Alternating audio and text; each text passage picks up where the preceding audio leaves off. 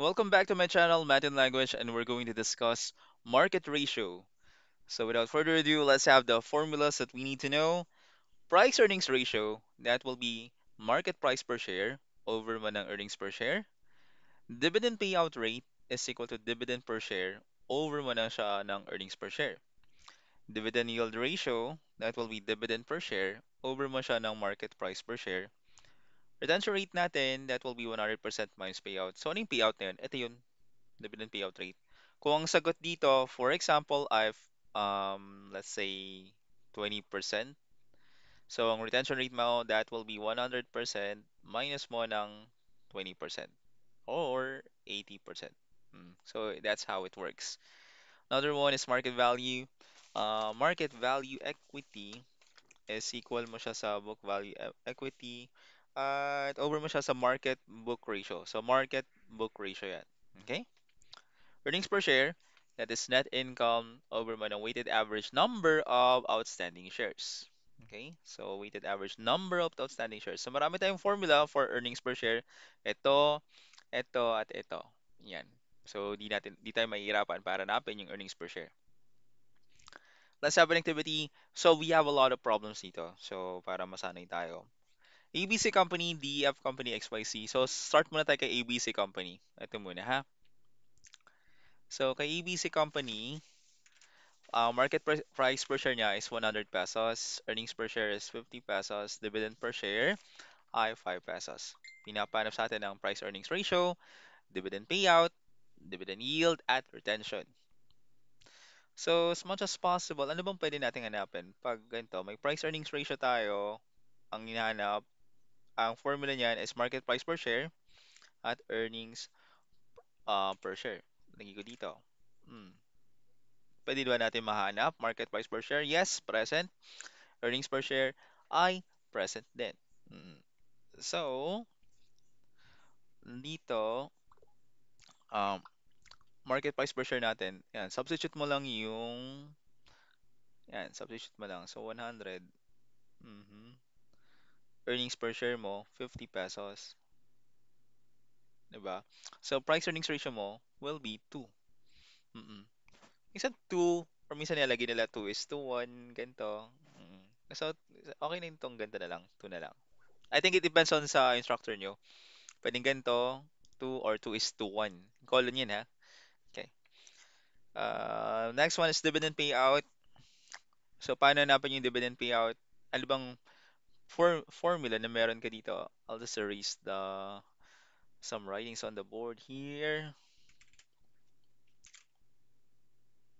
Okay. So, dividend payout. Dividend per share natin, that is, meron ba tayo? Yes, meron tayo. Earnings per share? Meron ba tayo? Yes, meron din. So, dividend per share, that will be 5 pesos over man ang earnings per share na 50 pesos. Dividend payout rate, so 5 over 50 pesos, that is 0 0.1.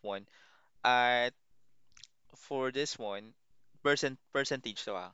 So kailangan mo siyang multiply ng 100 and you put the percent sign. 10%. Okay? Dividend yield naman, ano naman natin yung dividend yield? Copy paste mo lang. Okay, meron tayong formula dito. Dividend yield daw is dividend per share over mo ng market price per share. Ano ba ang dividend per share? Oh, meron tayong dividend per share? Yes, present po. Market price per share? Yes, ito din siya. So, dividend per share, that will be 5 pesos. Market price per share, that will be 100 pesos. So, dividend yield, gamit ka na ng calcu. 5 divide mo ng 100, 0.05. Dahil percent yung hinahanap, so multiply mo ulit siya ng 100 at i-add natin yung percent sign. So, 5% to. And lastly, retention natin.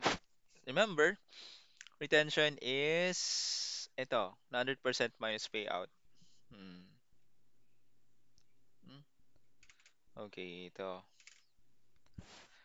So, 100% minus payout. Ano ba yung payout ulit? Yung dividend payout rate. Ang sagot natin, 10%, 'di ba? So, that will be 100% minus mo ng 10% is equal to 90%.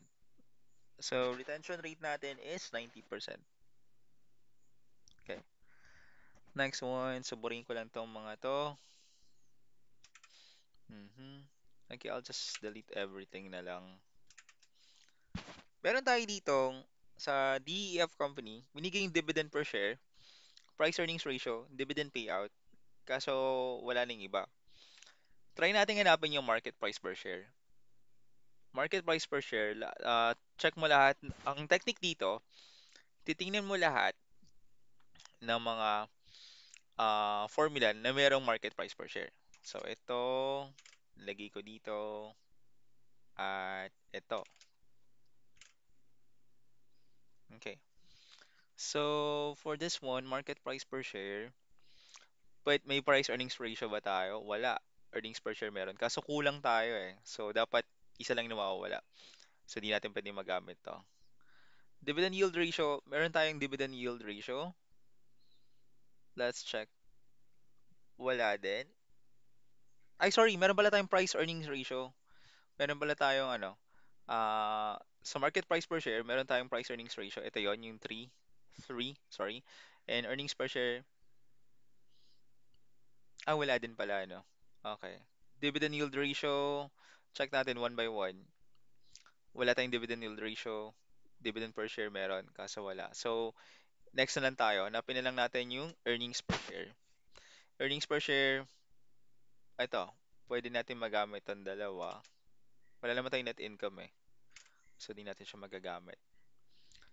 So, earnings per share, meron ba tayong market price per share? Wala. Price earnings ratio, meron. Kaso, wala tayo nito. Dividend payout rate, yes, meron tayong dividend payout rate. Meron ba tayong dividend per share? Meron din. Magagamit natin to. Okay. So, ito na lang gagamitin natin para mahanap yung earnings per share. Ganun yung technique doon. So, substitute mo yung uh, given, dividend payout rate is 40%. Gagawin ko na siyang decimal ha. 0.4 equals dividend per share, that is 10 pesos. So, 10 over mo ng earnings per share. Ito yung hinahanap natin. Lagi ko na lang to EPS. Okay? So, pag ganyan, cross-multiply mo, that will be EPS is equal to 10 over 0.4. Swap mo. Pwede yan. Swap. Okay, so, sir, saan nanggaling yan? Okay, papakita ko step by step ha. Cross-multiply mo to.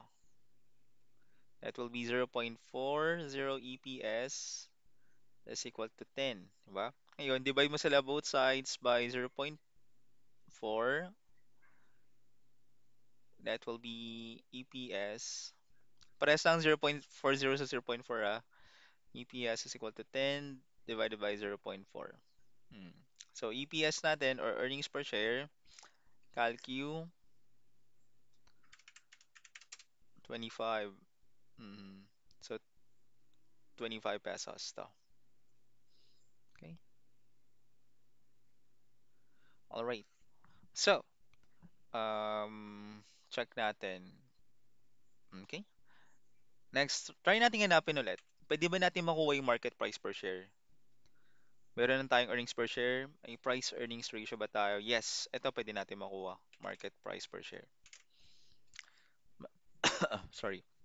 Price earnings ratio is 3. Market price per share, ito yung hinahanap natin. Lagi ko na lang ang MPS. Earnings per share, 25. Mm. So, 3 times 25, that will be 75. Ito na yung market price per share natin. Diba? Easy. Easy. Okay, last dividend, hindi pa pala, dalawa pa. Dividend yield. Aning sa mga formula natin na pwede makuha yung dividend yield o dividend yield ratio? Ito lang eh, dividend yield ratio, dividend per share, market price per share. Meron ba tayong dividend per share? Yes. Market price per share? Yes. Okay, so lagi ko na lang dito X na lang to ah. X na lang. X is equal to dividend per share na 10. Market price per share na 75. Dividend per share, market price per share. So, gamit ka ng calcu. Ayan, 0.13. So, dividend na naka-percent yan eh. So, times mo ng 100, 13.33. Okay. Retention, dividend payout tayo, naka-base. So, 100, ito, retention rate is 100% minus payout. So, 100%, divide mo ng 40%. So, payout tayo, hindi sa yield. So, that will be 60%. Okay, let's have XYZ naman. Pag XYZ, kunin natin, earnings per share, pwede ba natin makuha? Kunin natin itong dalawa, itong formula na to. Dapat memorize nyo to para madali nyo mapaikot-ikot yung formula. Earnings per share, meron ba tayong market price? Yes. Meron ba tayong price earnings ratio? Yes, pwede to. Earnings per share. So, price earnings ratio is 5. Market price per share natin ay 50 over ng earnings per share, lagyan natin X na lang ha. So, hindi natin kailangan to. Zoning X. So, pag ganyan, swap mo lang. X is equal to 50 over mo ng 5. 10. Edi 10 yung price earnings ratio. Ay, sorry. Earnings per share natin ay 10. Mhm. Paano naman yung dividend per share? Mahanap pa natin yung dividend per share. Alam mo yung ah, mga formula na nakalagay yung dividend per share? Itong dalawa. Tingnan natin yung pwede natin magamit. May dividend payout ba tayo? Wala. Dividend per share, hinahanap nga natin eh. So, hindi pwede to. Dividend yield ratio, dividend per share. Ang hinahanap natin, dividend per share, di ba? Meron ba tayong dividend per share? Hindi. Ito nga hinahanap. Dividend yield ratio, ito, 12%. So, yes. Market price per share, 50 pesos. Yes. So, isa lang yung nawawala, yung hinahanap natin. Dividend yield ratio is 0.12. 12%. Ito, ginawa kong decimal. Dividend per share, X. Gawin kong X ha. Market price per share, 50. Mhm. So, pag ganyan, multiply na natin. Ito, multiply mo lang to. 6. So, ang dividend yield ratio natin ay, sorry, dividend per share natin ay 6 pesos. Okay? Let's have the next one. We have dividend payout. Pag dividend payout, ito yung formula natin. Okay? Anong nangyari? Okay. Ay, hindi nasama yung ano. Okay. Ulitin ko na lang. Pag dividend payout rate naman, meron dapat tayong dividend per share? Yes. Earnings per share? Yes, meron din. So, dividend per share is 6. Earnings per share mo ay 10. So, that will be 0.6. O, pakita ko sa inyo. 0.6 yan. Tapos, dahil percent yan, times mo ng 100, add the percentage percentage sign, which is 60%. Okay? So, 60% to. Yung retention, alam natin, pag retention, 100 lang yan minus payout. Ito ang payout, di ba? 60%. So, 100% minus 60%, that will be 40%. 40%. Mhm. Okay, wala. Okay. So there you have it. So, UBC Company, 100 pesos yung market price per share, earnings per share 50 pesos, and so on. Okay na yan. Check natin. Yeah, I think that's already good to go. Mm. Next one. Okay, another problem. Market value of shares natin ay 100 pesos. Earnings per share ay 50 pesos. Dividend per share 5 pesos. Pinapahanap sa atin yung price earnings ratio, dividend payout, dividend yield, at retention ratio. So, price earnings ratio muna tayo. Anong formula for price earnings ratio? Ito, pwede natin magamit to. Meron ba tayong market price per share? Yes. Meron ba tayong earnings per share? Yes, meron din. So, that will be 100 pesos. Earnings per share ay 50 pesos. So, price earnings ratio natin ay 2. Hmm, lagay mo 2. Or minsan 2 is to 1 nalagay nila. Ayan. It's up to the instructor. Okay? Dividend payout natin. Paano hanapin ang dividend payout? Ay, formula tayo dyan. Yung dividend per share mo, hmm, baba ko muna to ha. May nagchat-chat. Mamaya na yan. Dividend payout rate, dividend per share, meron ba tayo? Yes. Earnings per share, meron din. We can substitute that one. Hmm. Dividend per share, 5 pesos. Earnings per share, 50 pesos. So, 5 divide by ng 50, that's 0.1. Okay. So, dividend payout, remember, yung sinagot natin, naka-percent siya. So, you have to transform this one to percent, multiply that one to 100, and you add the percent. So, that will be 10%. Hmm. Dividend yield, ano formula natin dyan? Dividend per share over mo ng market per share. Okay. Meron ba tayong dividend per share? Dividend per share dito. Hmm. Sorry, dividend yield ratio. Dividend per share over mo ng market price per share. Wala tayong dividend per share, so hanap tayo ng iba pa. Mhm. Pwede natin kunin yung iba pang formula para mas madali. Ay, nandito na pala. Okay, dividend per share natin, ito pala. Nandito sa given. So, that will be 5. Tapos, market price per share mo ay 100. So, that will be, tapos percent yan na, 0.05 times 100, 5%. Mhm. So, 5% to ha. Retention ratio, naka-base tayo sa payout, hindi sa yield. So, 100% minus mo ng 10%, that will be 90%. Okay. Right. So, price earning ratio, 2 is to 1 or 2. Dividend payout natin, 10%. Dividend yield is 5%. Retention ratio is 90%. Let's go to the next one. Hmm. Okay, so simple one. Taas ko lang to saglit. Dividends per share of common stock daw ay 1.4. Market price per share of common stock ay 17.5. So, ang hinahanap ay dividend yield. Ito na yun eh. Ito pala, meron tayong formula dito for dividend yield. Ayoko mabet. Okay. Dividend yield ratio, dividend per share ay 1.40. Divide mo ng 17.5. Market price per share. Common stock naman sila parehas. So, 1.4 divide mo ng 17.5. That's 0.08. Dahil ito ay percent times po ng 100.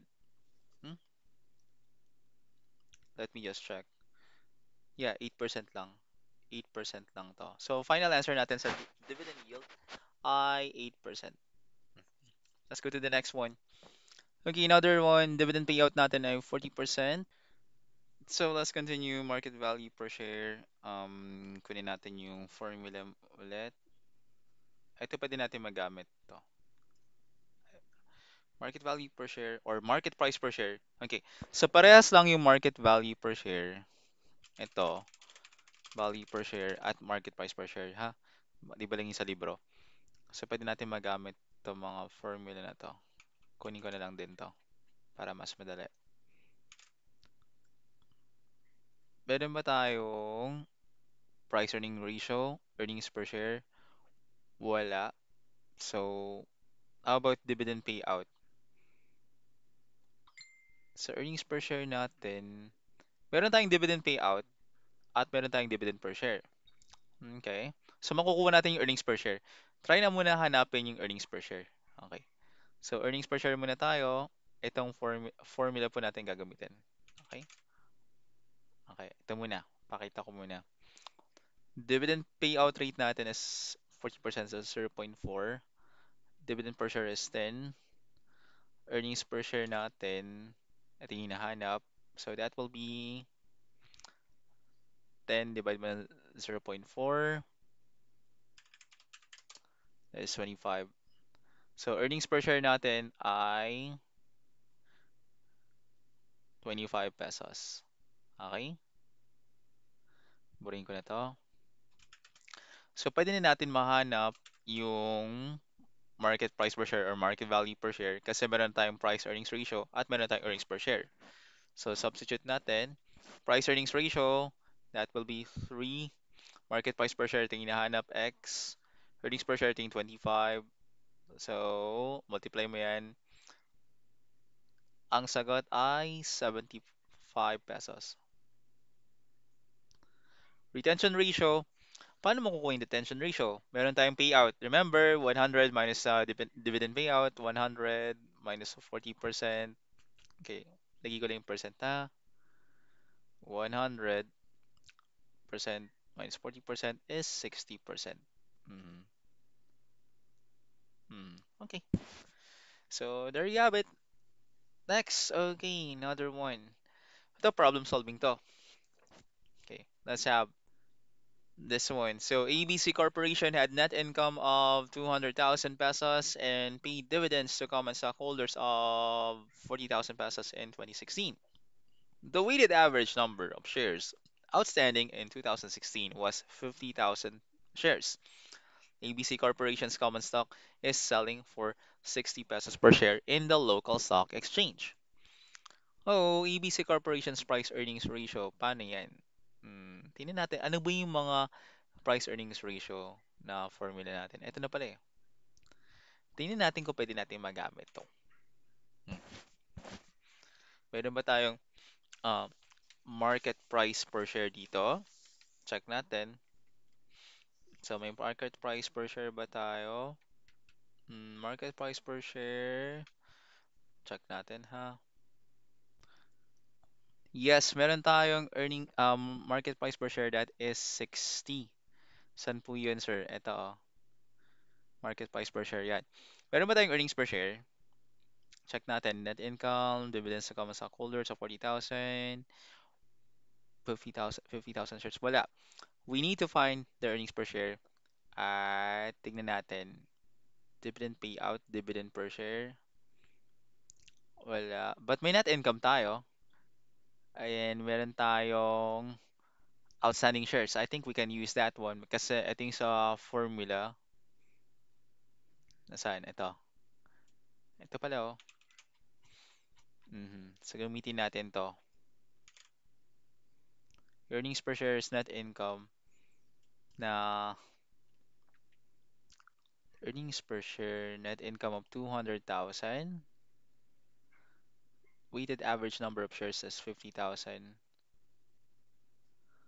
So earnings per share mo ay 4, 'di ba? So, meron na tayong earnings per share. Ito 'yon. 4 pesos price earnings ratio. Meron na ba tayong price earnings ratio dito? Mhm. Wala pa. So, kaso market price per share ay 60. Saan yung 60? Ito. Ito ay 60. So, 60 pesos divide mo ng 4 pesos. That will be 15. So, price earnings ratio natin ay 15. 15 is to, ba't wala palang peso yun ah. Kasi magka-cancel out yung dalawang peso eh. 15 is to 1 or pwedeng 15. 15 times, ayan, depende. Mm, yes. Okay, so number 2 tayo, ABC Corporation payout ratio is, para makuha yung payout ratio, ito yung formula na gagamitin natin. Dividend per share, tapos earnings per share, yan na ba? Ang problema kasi natin is, hindi natin alam yung dividend per share. Para mahanap yung dividend per share, you check the problem. Ang nakalagay dito ay yung dividend is 40,000, di ba? Ilan yung shares mo? 50,000. So remember, in your intermediate accounting 2, gagawin mo yung DPS or dividend per share, that will be yung dividend. Lagi ko dito, dividend ha. Dividends. Over mo siya dun sa number of shares na outstanding. So, lagay ko na dito, siya outs, shares outstanding. Ba't dyan? Baliktad. And that will be 50,000, di ba? So, calculate mo siya, 40,000 divide mo ng 50,000, that's 0.8. Meron na tayong dividends per share na 0.8. At ang earnings per share mo ay, if you remember, ang earnings per share natin ay 4 pesos. Ayan. So, 0.8 divide mo ng 4, that's 0.2. Dahil percentage yan, magiging 20% to. Okay? So, this one is 20%. Mhm. So, connected talaga yung intermediate accounting to, pati financial management. Mhm. Okay, so let's have, ito may last. Yeah, I think this is the last one. This is a little bit difficult. Kailangan mong i-apply yung intermediate accounting to mo dito.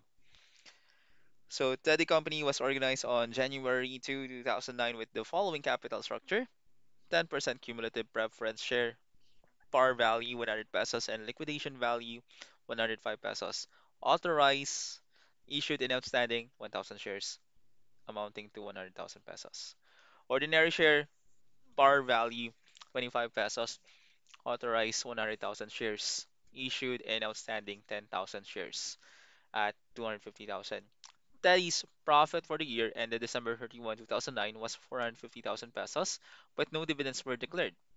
Ang tanong dito is, how much was Teddy's book value per preference share at December 31, 2009? At yung pangalawa, how much was Teddy's book value per common share naman at December 31, 2009? So, meron tayong book value per preference share at meron tayong Teddy's book value per common share. Mukhang mahirap, no? Don't worry, madali lang yan. So, ang una tayong gagawin is focus mo tayo sa preference share. Napansin nyo dito, cumulative preference share, par value niya is 100, di ba? Liquidation value is 105. Ito yung importante. Itong liquidation value. Okay? Kasi priority yung mga preference share eh. Di ba? Pagkari, pag may magbibigay na sila ng dividends, preference shares muna yung magbe-benefit. Mhm. Although wala silang power or tawag dito, s- significant control ba yun? I forgot the word. Sila yung mas mauuna. Okay. Anyway, so para kunin yan, hanapin muna natin kung ilan yung preferred stockholders equity. Okay? Para makuha yan, add mo yung liquidation value. Liquidation value natin 105 at ilan yung shares natin dito? 1,000. So, I think number 1 ha, liquidation value, LQ liquidation, 1,000 shares. Multiply mo siya ng 105 pesos. That will be 105,000. Tapos, syempre may cumulative tayo eh. Hindi ko na dito cumulative dividends. Teka, dividends na yan ha, dividends. 1,000 shares times mo ng 100. Hmm. Saan yung galing yun, sir? 1,000 times mo ng 100 times 110%. Hmm. Ito yung sa intermediate accounting to nyo. So that will be 10,000. Okay? Add mo yan. And that will be your preferred. Tatype ko na nga lang. Preferred stockholders equity. That will be 115,000. Okay. Ayun. Tapos na ba tayo? Hindi pa. Kasi ang tinatanong dito is book book value per preference share. So, paano kunin ang book value per preference share? So, itong 115,000 na yan, di-divide mo siya dun sa outstanding na shares na in-issue, which is 1,000 pesos. 1,000, not 1,000 pesos. 1,000 shares. Ayun, no? Dito tayo nakatingin na sa cumulative. So, that will be 115 pesos book value per share yan. Ito yung number 1. Number 1 natin is 115. Paano naman, how much was studies book value per common share at December 31, 2009? So, gawin mo, kukunin mo lahat ng yung stockholders equity, yung summation ng stockholders equity. So, summation ng stockholders equity, that will be itong 100,000, 250,000, at yung net income na 450,000. So, 100K plus 250K plus man ng 450K, that will be 800,000. Ngayon, ililess mo, syempre, yung preference sa Colors Equity na 115,000, which is this one. Ayun, ito na pala. Ito, yung nakadilaw. Less mo yan. So, makukuha mo na yung common stockholders equity. Common SE na 685 yan. Ngayon, tapos na tayo, hindi pa. Saan natin siya i-divide? Tingnan mo yung nakalagay dito. Ilang shares? 10,000 for ordinary, di ba? Issued and outstanding 10,000 shares. So, 685,000 divide mo ng 10,000. That will be, kuha ka calcu, 65.8. 65.8? Sorry, mali nagay ko. 685,000 divide mo ng 10,000. 68.5.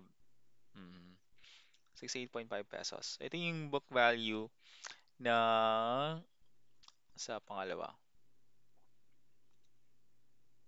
Yes. Okay. And that's the end of the lesson about market ratio. So, dami tayong formulas na nalaman. Ayan. If you have questions or you need of clarifications, please comment down.